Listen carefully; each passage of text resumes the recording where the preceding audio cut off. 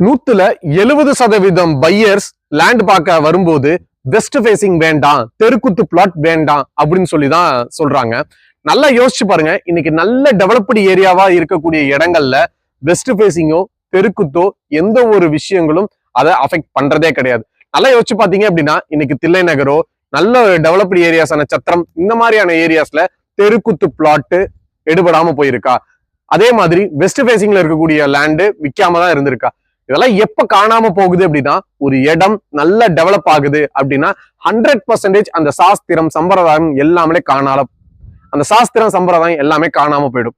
So இதை நம்ம ரெண்டு விஷயத்த ரொம்ப முக்கியத்துவம் கொடுத்துதான் நம்ம வாங்கணும்.